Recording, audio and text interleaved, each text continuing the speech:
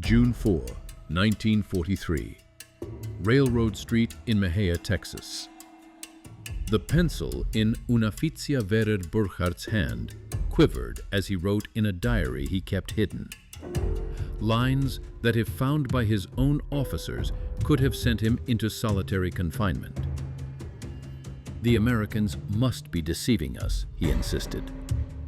No country, he believed, could have such overwhelming plenty while fighting a war on two fronts. From the train window, he had just seen a reality that collided head-on with 3 years of Nazi messaging.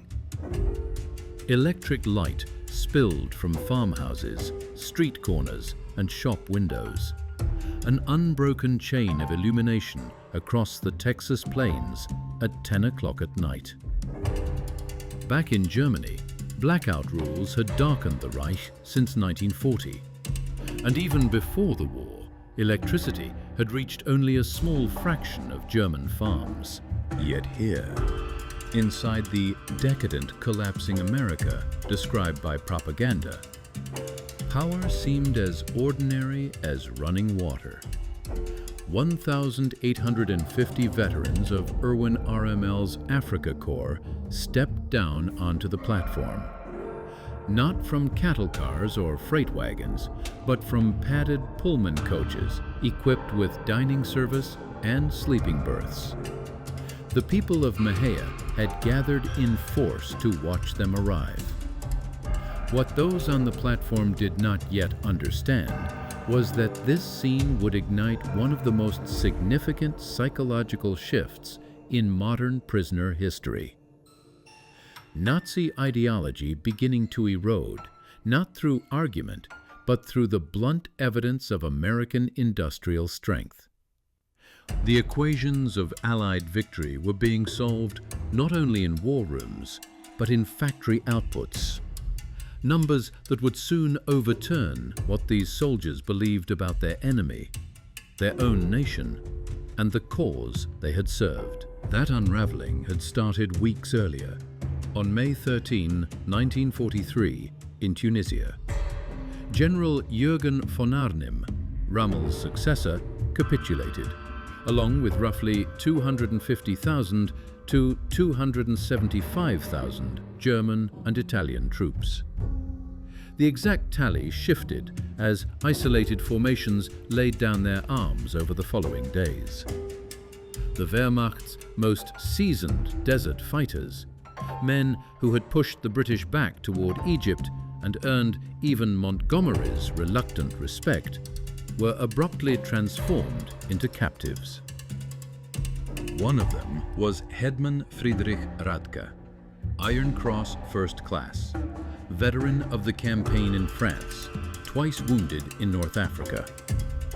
His diary, uncovered decades later in the National Archives, would become one of the richest records historians had of how American captivity affected German soldiers psychologically.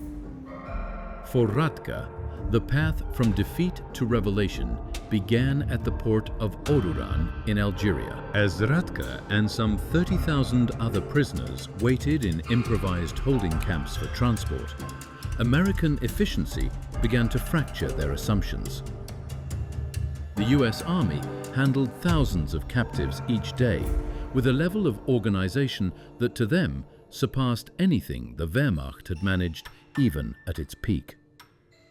Identity cards were created, photographed and filed. Medical checks were carried out, vaccinations administered, and the rights of the Geneva Convention explained in clear German by American officers trained for precisely this task. But the first true jolt came at mealtime. Oberreiter Hans Mühr, taken with the 21st Panzer Division, would write to his mother 8 months later. In the Oruran enclosure, while they waited for ships, the Americans fed them better than they had eaten during half a year of desert combat. White bread, real coffee, and meat twice a day. They assumed it was theater, an effort to impress them. They had not understood that this was simply the normal ration. And then there were the ships themselves. the Liberty ships that would move them across the Atlantic, floating proof of American industrial power. The SS Robert E. Peary had been completed at Kaiser's Richmond, California shipyards in just 4 days, 15 hours and 29 minutes. An achievement that, had the Germans heard of it, they would likely have dismissed as impossible propaganda. At the height of output, these ships were being launched at a pace of 3 a day.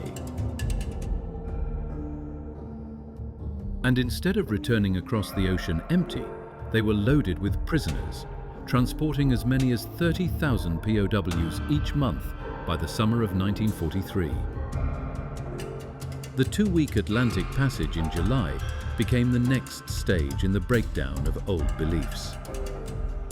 Felt Kurt Zimmermann of the 90th Light Division recorded what he saw in careful detail in letters to his family that endured long after his return home.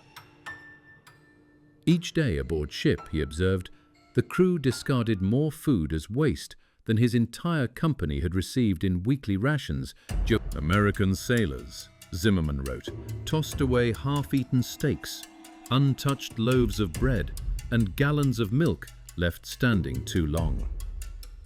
They did it in plain sight, without hesitation, not as a deliberate insult, but because to them the loss was meaningless. Their supplies seemed inexhaustible. In that sense, the ships turned into floating lessons in American capability. The prisoners learned that the vessel carrying them was only one among 2,710 Liberty ships that would be produced during the war. And each of those ships, they discovered, demanded around 250,000 parts, assembled from components made across 32 states. From talkative American guards, they heard how the engines were produced in 3 separate factories, turning out 900 horsepower cylinders that were later put together in ports that only 2 years earlier had barely existed. Lieutenant Colonel Wilhelm von Stauburn, an aristocratic Prussian whose family had served in every German war since Frederick the Great, would later recall a moment that crystallized it all.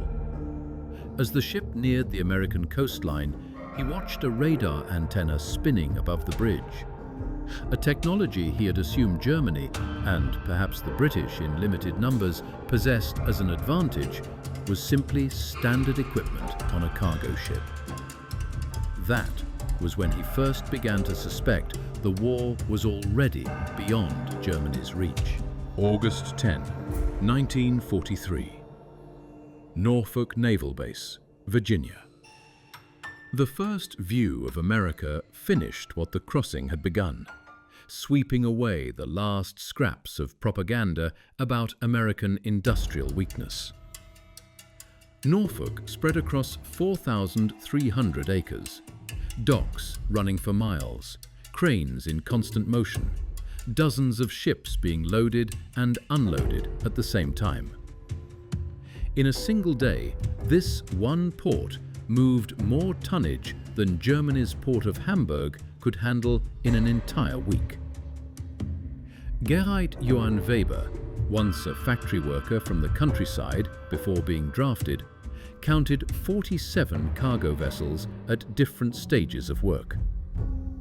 In his concealed diary, he noted how each crane lifted weights that, in Germany, would have required teams of men and horses. And they did it with electric power, steady, clean, and continuous, without the coal smoke that hung over German industrial cities. The prisoners were then arranged into columns and marched toward waiting trains. Along the route, they passed lots packed with civilian cars, hundreds of them owned by ordinary dock workers. In Germany, private car ownership was still largely reserved for the wealthy and the party's inner circle. The Volkswagen promised to the German people since 1934 had remained mostly a slogan, with fewer than 1,000 ever actually delivered to civilians. Here, common laborers drove themselves to work. But the greatest surprise still waited on the rails. Not boxcars, not the 40 and 8 wagons, 40 men or 8 horses that had carried German troops across Europe, but real passenger coaches. Pullman cars with cushioned seats that folded down into sleeping berths. Dining cars appeared like something from a different world. White tablecloths, silver cutlery. Observation cars followed, lined with wide panoramic windows. Headman Radke wrote, "We climbed aboard like tourists, not captives." Even the American guards seemed uneasy about how comfortable it all was. One sergeant even offered an apology that the air conditioning in their car wasn't working as it should. Air conditioning. In August, the prisoners had assumed that kind of luxury belonged only to Hitler's private train. Yet the 3-day rail trip from Norfolk to camps in Texas and Oklahoma would cut deeper into Nazi beliefs than any battlefield loss. As the train moved through Virginia, men crowded the windows and stared at an America that, according to everything they had been taught, simply could not be real. Small towns glowed with light. Martinsville, Danville, Greensboro. Places that, in Germany, might have celebrated a single street lamp. Here displayed bright shop windows, electric signs, and houses lit in multiple rooms. They passed factories running through the night, windows blazing, parking lots filled even after midnight. Oberg-Reiter Mayer, whose father had been a Nazi Party block leader in Hamburg, described it in a letter later found in 1987. The first night alone, they crossed dozens of cities, and all of them seemed to have more electricity than Hamburg itself. The guards told them it was ordinary, that American towns had been electrified since the 1920s. He accused them of lying. The guard only shrugged and said they would see soon enough. In Roanoke, Virginia, the train stopped to take on water and coal. The prisoners watched as American railway workers completed in 30 minutes what would have taken 2 hours in Germany. Automated coal loading equipment, electric pumps for water, mechanized systems for lubrication. Everything about the procedure signaled technical advantage. More unsettling was the effortless prosperity of the workers themselves. They wore leather boots that would have cost a German laborer 2 months' pay. They drank Coca-Cola from glass bottles and tossed the empties into bins without a second thought. They smoked constantly, grinding out cigarettes half-finished. Failed Webel Heinrich Müller, an electrical engineer who had worked for Siemens before the war, made his own calculation. The single rail yard where they paused consumed more electricity in 1 hour than his entire district of Berlin used in a day. The waste was magnificent, he wrote. Lights were left on in empty buildings. Electric fans spun in rooms with no one inside. It was the casualness of people who lived with limitless resources. As the train crossed into Tennessee and Kentucky, American industry revealed itself at full scale. Through the windows, the prisoners saw factory after factory, each one larger than anything most of them had ever encountered in Germany. In Tennessee, the Alcoa aluminum plant ran for 3 miles along the river, its electric furnaces drawing 175,000 kilowatts of power, more than the entire city of Munich. Near Louisville, the train slowed while passing the Rubber Town complex, where synthetic rubber plants had risen out of empty fields in only 18 months. 4 immense facilities, each employing thousands, together producing 800,000 tons of synthetic rubber a year. Germany, despite pioneering the method, had never reached more than 120,000 tons, even in its best year. Oberleutnant Erich Hoffmann, A chemist from Archival grasped the meaning at once. In an interview after the war, he remembered it plainly. I recognized those plants.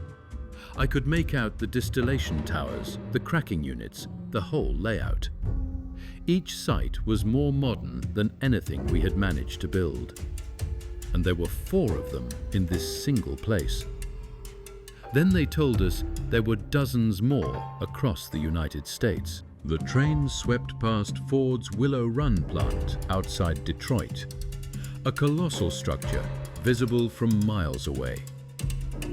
This one factory, completed in only 9 months, was turning out a B-24 Liberator every 63 minutes. At full output, 42,000 workers assembled aircraft from 1,550,000 individual parts, supplied by 1,500 subcontractors. The facility covered 2.5 million square feet and drew more electricity than the entire German city of Cologne. Ruthmann Verli, a Luftwaffe pilot brought down over Tunisia, pressed himself to the glass as they rolled by. He counted 17 B-24s at different stages of completion, visible from the train. They had been told American planes were flimsy, rushed, poorly made, likely to fail in combat. But what he saw were orderly assembly lines, careful workmanship, and the unmistakable precision of mass production. These were not inferior machines. They were simply being built at a speed the Germans had never imagined. And as the train pushed farther into the country, the old Nazi storylines collapsed more completely with every mile. In St. Louis, they crossed the Mississippi on the Eads Bridge. Below, barges moved grain in quantities that, to the prisoners, looked larger than Germany's entire 1942 harvest. Grain elevators lined both banks. Long ranks of storage, each building holding enough wheat to sustain a German city for months. Unreicher Karl Schmidt, a Bavarian farmer's son, wrote in his diary, "The Americans move food the way we move ammunition, endlessly, without fear of shortage. I watched them load one barge with enough wheat to feed my whole village for 5 years. The crane operator ate a sandwich with meat thicker than what we received in a week." In Kansas City, the train paused near an enormous stockyard where tens of thousands of cattle waited to be processed. The smell from the meat-packing plants hung in the air for miles. German prisoners, men who, in Africa, had survived on 200 grams of meat a week when they were fortunate, watched American workers eat beef sandwiches during their break. Griefer Paul Fischer tried to put it into words. They ate meat the way Germans ate bread. No, he corrected himself. Meat the way Germans wished they could eat bread. At the station, one guard bought them hamburgers from a nearby stand. Meat, cheese, vegetables, and white bread, for 15 cents. He purchased 20 without hesitation and paid with a single $1 bill. It wasn't a gesture meant to impress. It was ordinary. It was simply what their daily life looked like. And then came the camps, the next stage in the collapse of certainty. Camp Hearn in Texas, constructed in just 4 months, held between 3,000 and 4,800 prisoners in conditions better than what many of them had known even as civilians. Wooden barracks lit by electricity, flush toilets, hot showers, steam heat. Each structure built with more lumber than entire German villages could access. For the medical personnel among the captives, the camp hospital was almost unbelievable. Oberst Lieutenant Colonel Dr. Friedrich Bauer, chief surgeon of the 164th Light Division, found himself in a facility better equipped than most civilian hospitals back home. X-ray machines, surgical instruments, pharmaceutical stores. Supplies that had largely vanished from Germany by 1941 now presented as standard provisions for enemy prisoners. They even had penicillin, Dr. Bauer later testified. This miracle drug they had only heard whispered about, and the Americans used it freely, even for minor infections. German soldiers were dying for lack of basic sulfur medications, while the Americans administered their most advanced treatments without pause, without bargaining, without restraint. The camp kitchen became another lesson in abundance. Prisoners assigned to cooking duties discovered walk-in refrigerators, electric mixers, automated dishwashers, and gas ranges capable of feeding 5,000 men. The daily ration included fresh milk, eggs, meat, vegetables, and white bread, amounts German civilians had not seen since 1939. Feldwebler Otto Krebs, once a hotel chef in Munich, wrote, "Today, we throw away more food than my family has seen in 3 years." It wasn't rotten food, just extra. American regulations, he explained, required the kitchen to prepare 10% more than necessary so that every prisoner would receive a complete ration. And whatever remained after serving was simply thrown away. "I cried," he wrote, "as I dropped perfectly good bread into the trash." By September 1943, a labor shortage in American agriculture pushed authorities to put POWs to work in fields and certain factories across the country. The choice was practical, born from necessity, but it would undermine Nazi ideology more thoroughly than any planned propaganda campaign ever could. Prisoners were driven each day to work sites, moving through the American interior without blindfolds, without carefully controlled routes. They were allowed to see the country as it was. Endless corn and wheat fields, factories operating around the clock in 3 shifts, stores packed with merchandise, parking lots filled with cars, homes with refrigerators and radios. At a cotton gin outside Houston, Unratia Herbert Lang watched a single machine process more cotton in 1 hour than his entire village could have handled in a month by traditional methods. The gin ran on electricity supplied by the Colorado River Authority, part of a rural electrification effort that had brought power to 90% of Texas farms by 1943. The owner of the gin, Lang noted, was no one extraordinary. Not an aristocrat, not a party official, simply a farmer. And yet that farmer had electricity, running water, a truck, a car, and a tractor. His workers, including the Negro laborers, ate lunches from boxes containing more food than German workers received in a week. And this, Lang realized, was ordinary.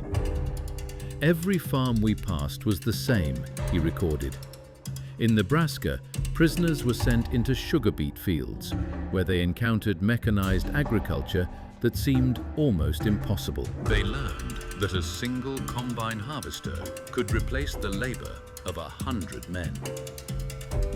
Fields ran to the horizon, each one larger than entire German counties. Farmers spoke casually about yields that would have sounded like fantasy back home.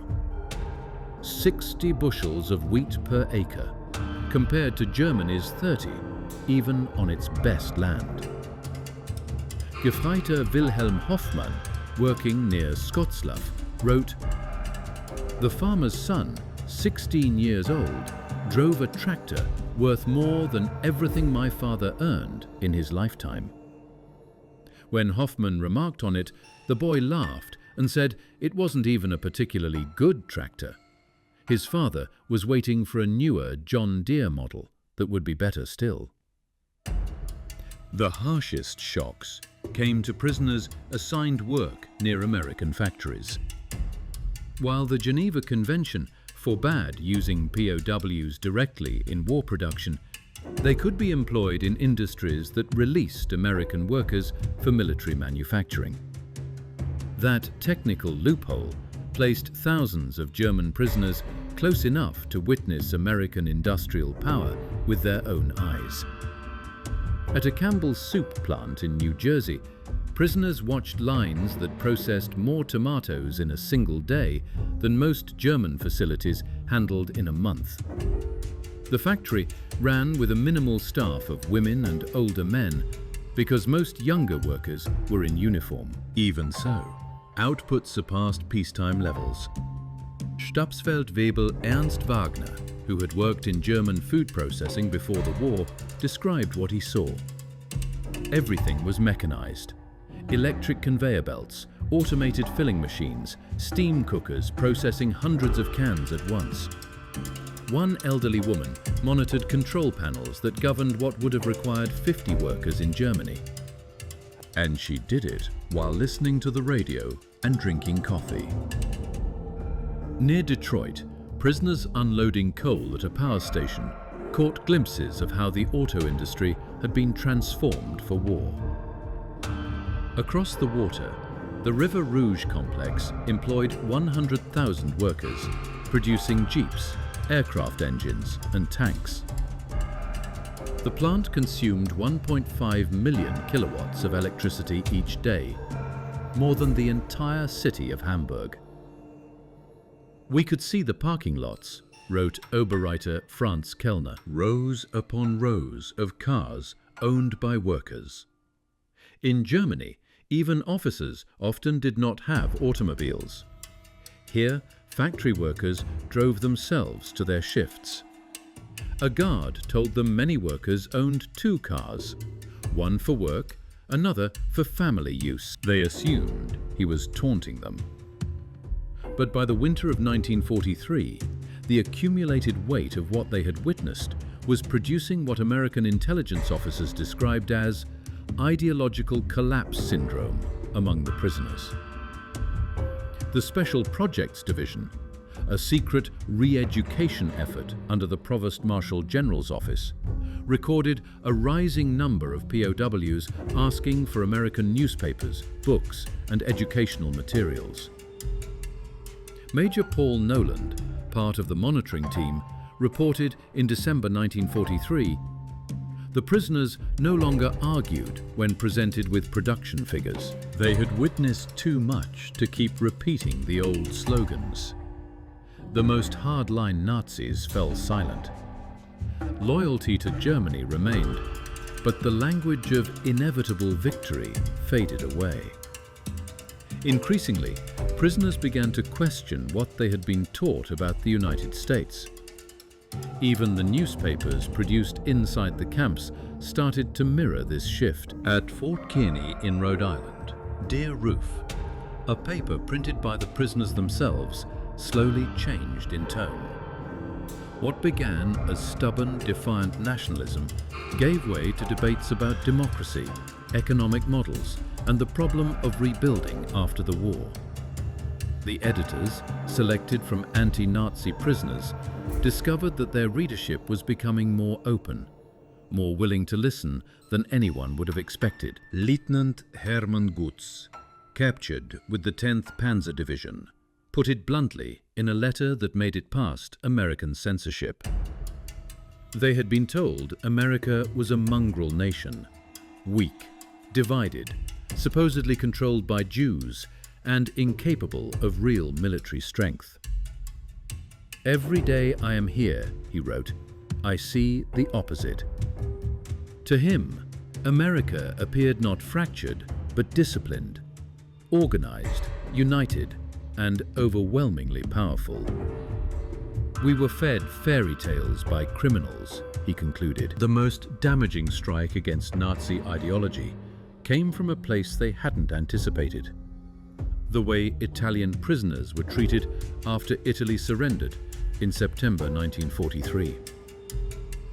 Italians who agreed to cooperate were organized into Italian service units, given improved living quarters, higher pay, and greater freedom. German prisoners watched their former allies moving freely, working alongside Americans, eating in American restaurants, and in some cases, even dating American women. Headman Friedrich Schulz wrote with disbelief, "The Italians betrayed us, yet they are treated better than we treated them as allies. They worked without constant coercion, earned money, sent parcels home, and met no open hatred. This democracy we were taught to despise," he admitted, "seems more honorable than our own system." Then came Christmas of 1943. The moment many prisoners later described as the deepest psychological shock of all.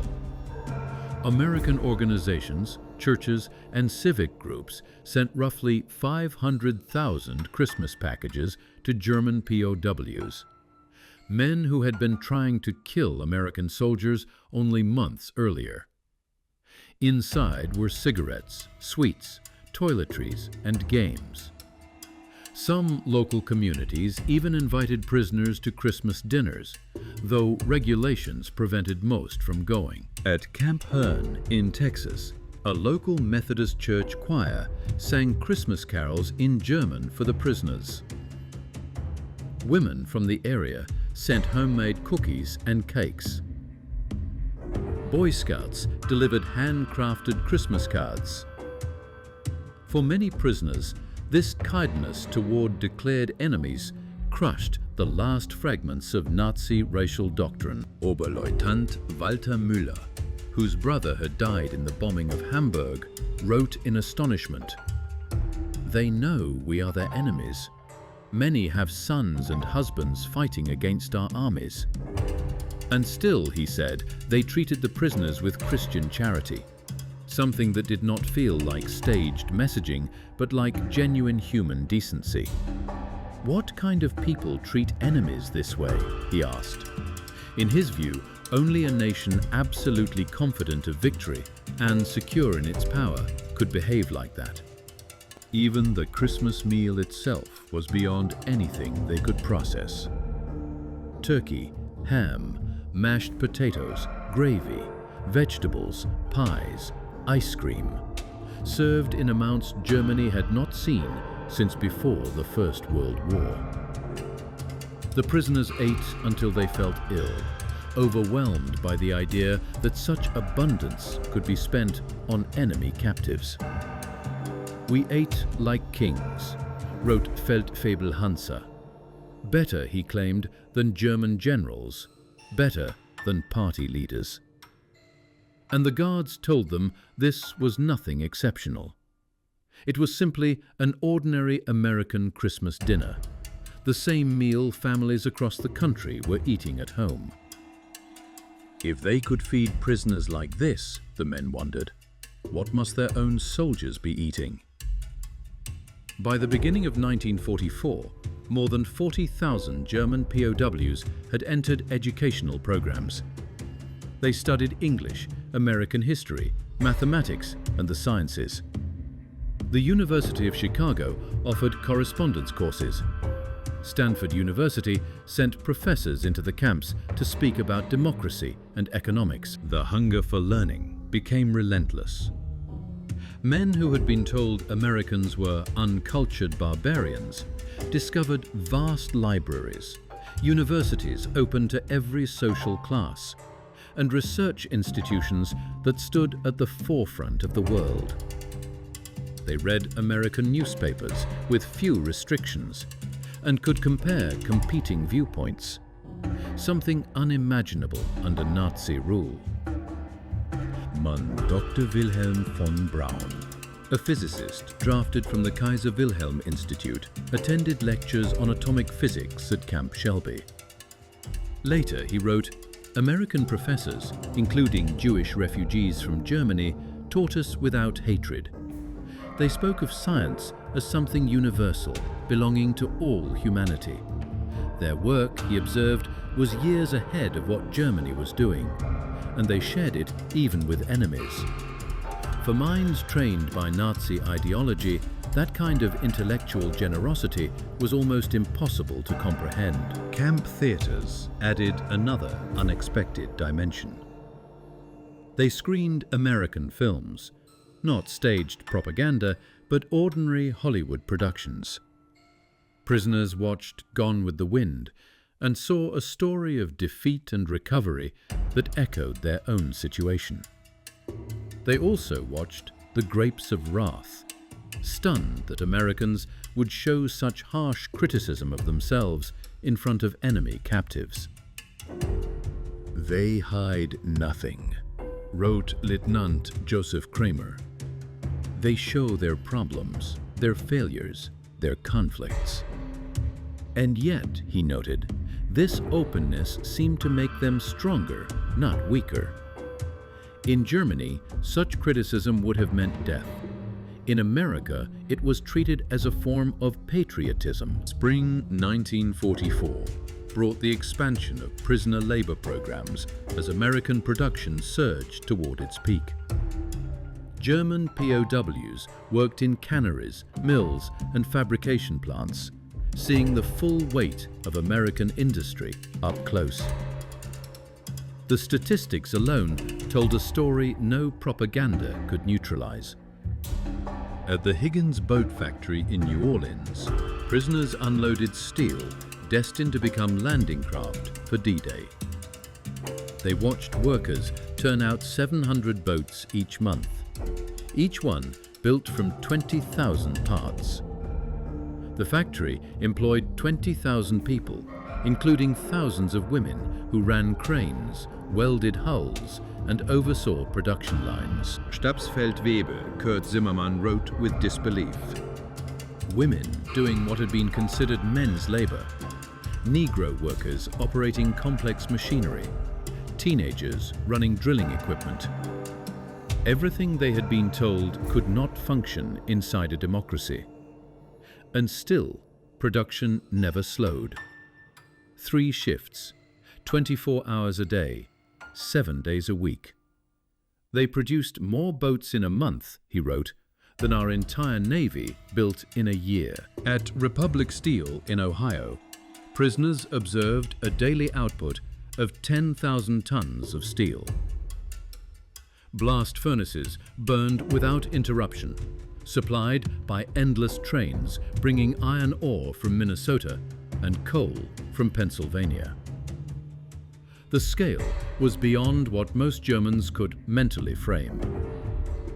This one facility, they concluded, produced more steel than the entire Ruhr region had managed at its height. "I worked at Krupp before the war," wrote Oberreiter Paul Hartmann. He wrote that he had believed he understood industrial production until he saw America. This was beyond anything he could have conceived. They spilled and discarded more steel than his homeland could manufacture. Workers grumbled about overtime while turning out quantities Germany could not match even with forced labor and round-the-clock shifts. Then came the summer harvest of 1944, the final blow to the Nazi story that America was weak or decadent. German prisoners were sent across the Midwest and saw an agricultural machine capable of feeding not just a nation, but the world. In Kansas, they watched wheat harvests, where a single farm produced more grain than entire German provinces. Combine harvesters advanced across the fields like vessels crossing an ocean of gold, each one cutting and collecting 100 acres a day. The grain elevators they filled held more wheat than Germany brought in from abroad over an entire year. Unteroffizier Franz Wöhr, a farmer from East Prussia, wrote that one American farmer with modern machinery did the work of 100 German farmers. He was shown aerial photographs. wheat fields spreading for thousands of square miles. They could lose half the crop, he concluded, and still have more grain than all of Europe combined. In California's Central Valley, prisoners were put to work picking fruit in orchards that ran beyond the horizon. They watched sound fruit thrown away for small blemishes, produce that would have been precious in Germany. Sometimes whole crops were ploughed back into the soil to protect market prices, a concept that pushed prisoners from hunger-stricken Germany toward psychological collapse. They destroy food to keep prices steady, wrote Gerrit Otto Schulz. Mountains of oranges bulldozed into pits because there are too many. They begged to be allowed to send the surplus to their families in Germany. Guards showed sympathy, but told them it could not be done. The waste itself became a kind of evidence, strategic proof of resources so vast that the system could afford to discard what others would have fought to survive on. June 6, 1944. When word of the Normandy landings reached the camps, it triggered the last stage of ideological collapse. The scale: 6,000 ships, 11,000 aircraft, 150,000 men in the first wave, revealed an ability to organize and supply war on a level Nazi Germany had never truly imagined. At Camp Shelby, prisoners were shown newsreels within days. They watched streams of ships filling the sea, artificial harbors assembled off the coast, and a supply machine delivering 15,000 tons a day across open beaches. They were watching their homeland being broken by the very country they had been taught was too weak to fight. Our Friedrich von Torben wrote that in that moment they understood everything was finished. Not only the war, but the entire Nazi project. They had confronted the world's greatest industrial power armed with myths and racial fantasy. We sent horses against their trucks, he wrote, rifles against their automatic weapons, courage against their unlimited resources. Yet throughout captivity, another discovery struck even deeper the material abundance: American humanity. Nazi propaganda had painted Americans as soft, weak, sentimental. Instead, prisoners encountered a society confident enough in its strength to show mercy. When Gerrit Hans Miller received word that his son had died in the bombing of Hamburg, the American camp commander personally delivered the Red Cross notification and offered condolences. When Lieutenant Paul Fischer's wife wrote that she could barely feed their children, American church groups sent food packages to her in Germany. Enemy civilians in a country the United States was actively bombing. The Americans, as Headman Otto later wrote, distinguished between the German people and the Nazi regime. They insisted they were fighting Hitler, not the German people. At first, that sounded like a convenient line, another form of messaging. But over time, the prisoners came to see it was real. The goal, they realized, was not to erase Germany, but to prepare Germans to rebuild it once the war ended. Medical care, in particular, left a deep mark. German physicians were allowed to work beside American medical staff, exposed to new methods and modern equipment. Prisoners received surgical procedures that, in Germany, would have been reserved for the privileged few. And psychological treatment, virtually unheard of in the Wehrmacht, was offered to men suffering trauma. Dr. Friedrich Bauer wrote about what shocked him most. Prisoners in deep crisis were met with counseling rather than punishment. Prisoners who broke down mentally were given therapy, not beaten. This humanity toward enemies, he observed, revealed a strength we never understood. the confidence of true power. By March 1945, the secret Reeducation program had achieved results few would have believed possible.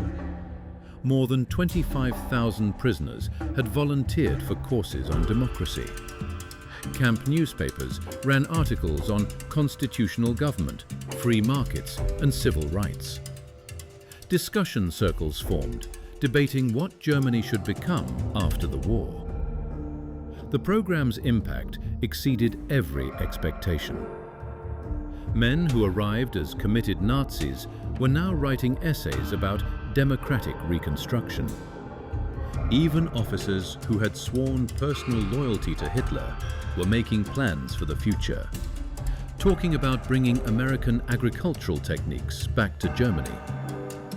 "We became missionaries for democracy," admitted Oust Hermann Göring, no relation to the Reich Marshal, in a 1975 interview. "Not through pressure or propaganda," he said, but through direct observation. They had seen it function. They had watched ordinary people live better than German aristocrats, and they wanted that future for their own country. The change went so far that American authorities began to worry prisoners were becoming too captivated by American life. Some asked to remain in the United States after the war. Others married American women they met through correspondence programs.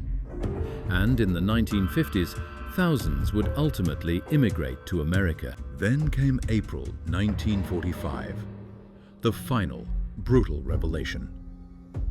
As US forces liberated concentration camps in Germany, the footage was shown to German POWs. Many rejected it at first, insisting it had to be staged propaganda. But the proof mounted. Testimony from American soldiers, photographs, newsreels, and eventually letters from Germany confirming the reality. The psychological effect was crushing.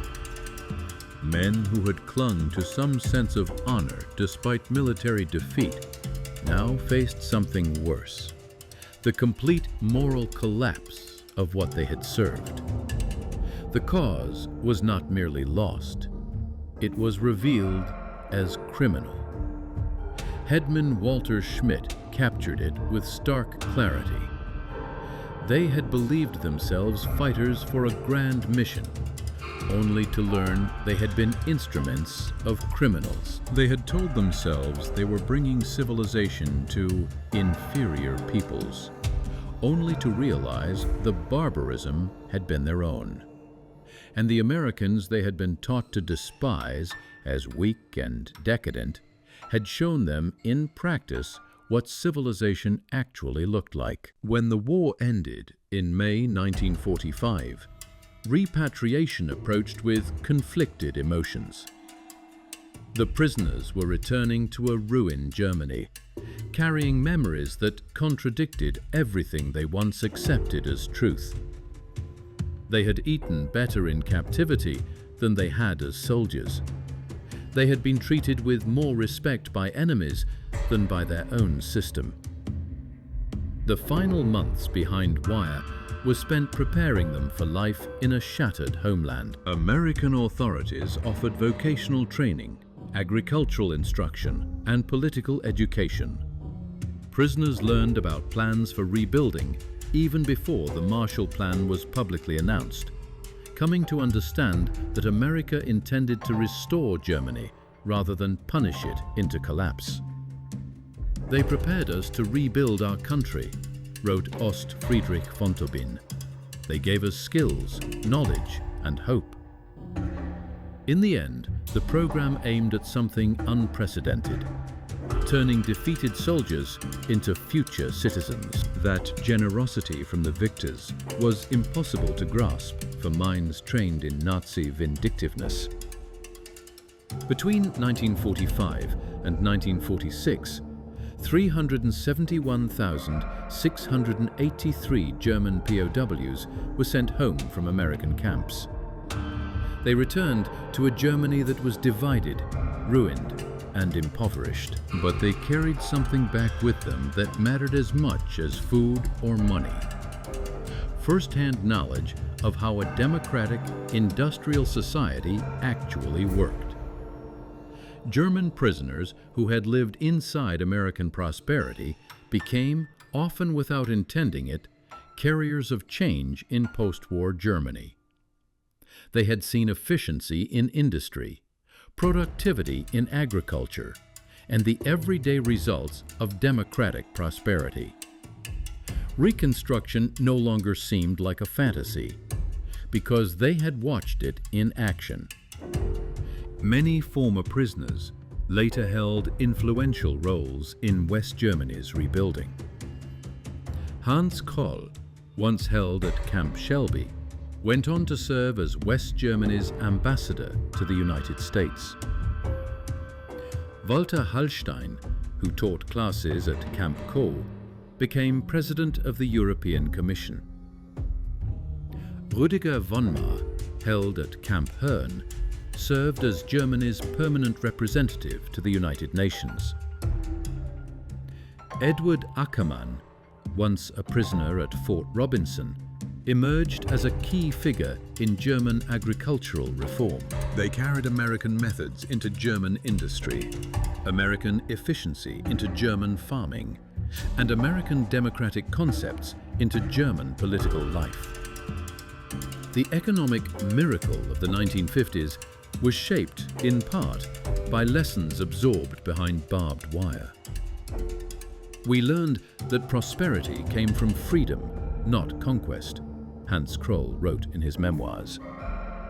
They saw that democracy could generate wealth, that diversity could strengthen a nation, and that treating workers better could raise production. Ideas learned as prisoners helped shape the Germany that followed. Historians have described the German POW experience in the United States as one of the most effective re-education efforts ever carried out. Without coercion, without propaganda in the usual sense, American industrial power and democratic society softened hardened Nazis into future democratic citizens. The program worked because it depended less on speeches than on evidence. Prisoners watched American life run at peak efficiency, while enemies were still treated with dignity. They saw an industrial capacity that made German production appear outdated by comparison. They also experienced living standards that exposed Nazi promises as pure illusion. Dr. Arnold Kramer, a leading historian of German POWs in America, summed it up in a striking conclusion. The United States won the propaganda war not through clever slogans, but through reality itself. Every full meal, every electric light, every functioning toilet became an argument against Nazism. In his view, the prisoners were transformed by prosperity, and the numbers supported that claim. Of the 371,683 German POWs held in America, fewer than 1% attempted escape, with 2,222 total attempts recorded. Post-war surveys found that 95% rated their treatment as good or excellent. Most remarkably, thousands kept writing to American families for decades after the war ended. In 1985, on the 40th anniversary of the war's end, surviving former POWs held a reunion in Austin, Texas. More than 500 returned to the United States, many bringing their families to show them where their personal transformation had begun. Former Oberritter Hans Wehr, once held at Fort Robinson, Nebraska, later a physician in Georgetown, Maine, spoke at the gathering. For many of them, camp life had been a dramatic improvement over the poverty they had known in Germany. Cold water flats, little heat, scarce food. In America, they encountered running water, central heating, and abundance. But, he said, more important than comfort was something else. Dignity. Former Stabsfeld Webel Kurt Meer, who had worked on farms in Iowa, offered the same message in different words. The farmers, he said, did not treat them like enemies, but like young men far from home. They shared meals, knowledge, sometimes even their houses.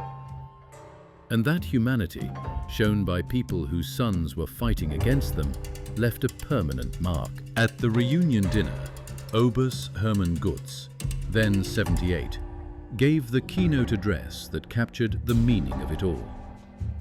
They had arrived in America as enemies, as Nazis, as believers in a lie. They left as friends, as Democrats, as men who had finally seen the truth. America, he said, taught them that strength did not come from conquest, but from production. Not from hatred, but from diversity. Not from tyranny, but from freedom. They had witnessed the arsenal of democracy in full operation. Farmers feeding the world, workers building the tools of victory, and ordinary citizens treating prisoners with dignity. And the country's real weapon, he concluded, was not bombs or tanks, but an endless capacity to create, backed by unshakable confidence. They returned to Germany with a new purpose: to build a society that could create instead of destroy, and prosper through peace rather than war. The Germany that emerged from the ruins was shaped in part by lessons first absorbed behind barbed wire in American prison camps. Those who arrived as would-be conquerors left as students. And in the closing words of that reunion, spoken by men who had once marched under Nazi banners, came a line that would have been unthinkable in 1943. A message to America from former enemies, now friends. Thank you for showing us the way. The auditorium rose in a standing ovation.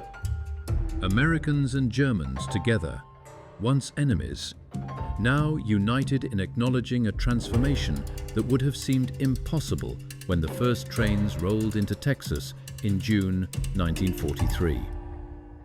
The scale of the German POW experience in the United States is best understood through stark statistics. Numbers that reveal both the sheer size of the operation and the remarkable nature of its outcome. Camp infrastructure. More than 500 camps across 45 states, every state except Nevada, North Dakota, and Vermont.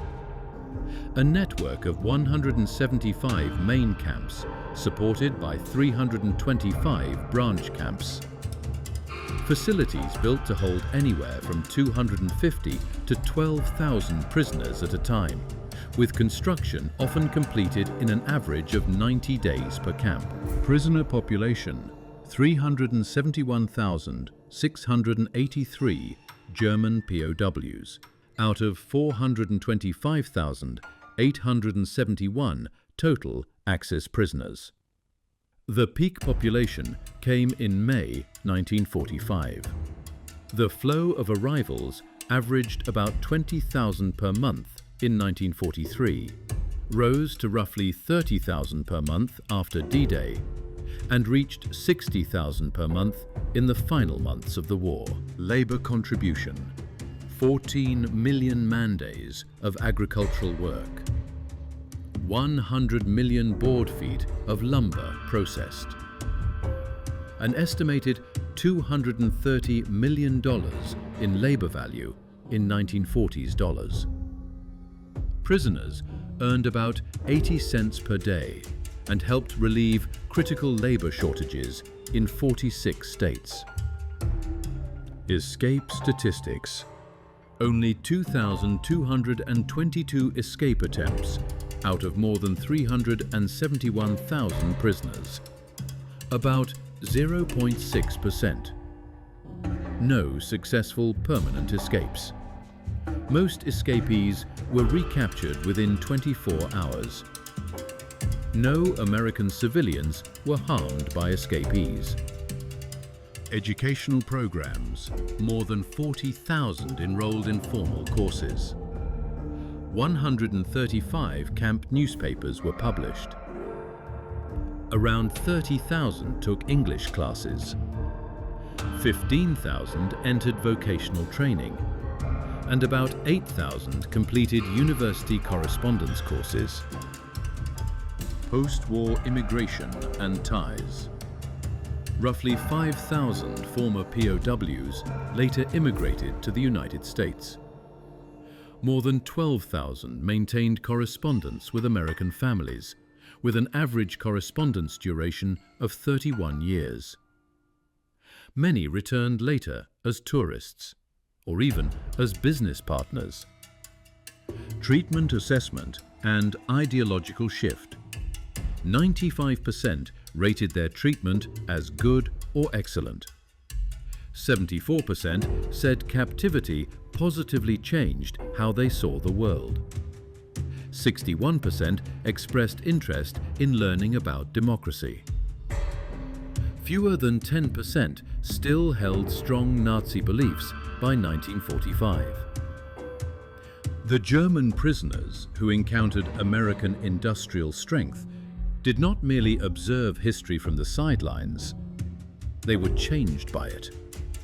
Captivity became an education. Defeat turned into revelation. And imprisonment became a release from the ideological grip of Nazism. In the end, one of America's greatest victories did not occur on a battlefield. It unfolded inside prison camps, where the lived reality of democratic prosperity achieved what force alone could not: the transformation of enemy minds. The prisoners arrived convinced of German superiority and American weakness. They departed carrying a different understanding. American industrial power was not simply greater, it was almost impossible to comprehend for people shaped by scarcity and authoritarian control. The trains that brought them into captivity in 1943 carried soldiers of the Third Reich. The ships that carried them back to Germany in 1946 returned something else. Men prepared in varying ways to help build a democratic future. They had seen what the future could look like, and they had seen that it worked. Their story points to a hard, unsettling truth.